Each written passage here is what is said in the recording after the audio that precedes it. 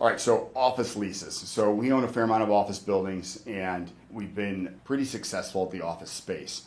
So I think one of the big things that spook people is just general vacancy and demand for offices, right? So you got to worry about TI and lease up period. That plays a role. Also forward looking, bigger office buildings with the impact of AI and reducing some of the staff will be a role. But right now we're just going to primarily talk about office leases and how to make those deals work. Right? So when it comes to analyzing office leases, you kind of have a broad spectrum. So you go from a fully gross lease, when that means that the tenant pays $2,000 a month, that's all they pay. That typically includes their utilities, it includes water sewer, it includes common area, everything that's associated with it. The tenant just pays one flat figure, and that's the amount, and the landlord is responsible for everything else. That's gross lease.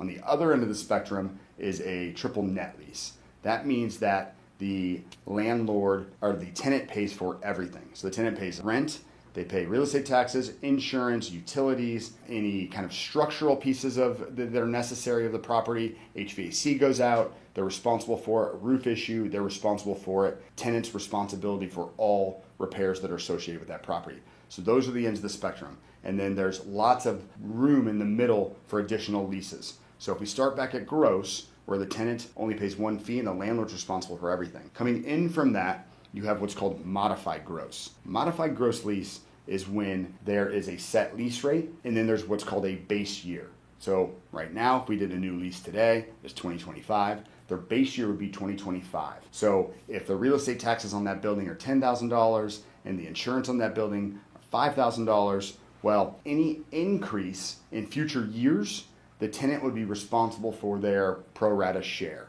So if they have half the building, they'd be responsible for half the increase after that base year.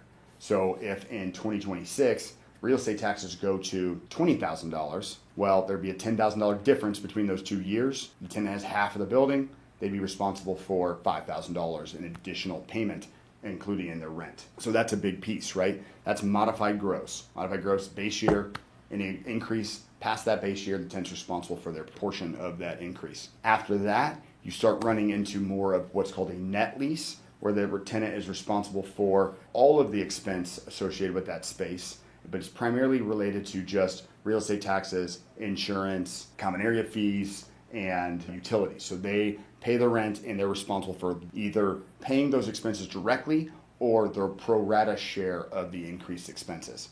And then there are levels of net lease in which certain items are responsible for the tenant on the structural basis. So you could have more of a double net lease, which would include HVAC and general repairs, but maybe not structural repairs like roof, gutters, maybe parking lot. So there's some wiggle room between the two bookends on that spectrum, and it's kind of right here. But knowing the type of leases and how to structure those leases are where a lot of money is either made or lost, because you can get quite a bit of reimbursement from the tenants with how you structure the leases in that middle ground, specifically on the modified gross side and what level of reimbursement they're responsible for. And it reduces the risk of the building owner substantially because it limits the operating expense increases over time. So understanding the lease types, and when you're buying a building, understanding what the landlord is specifically responsible for and the tenant is specifically responsible for,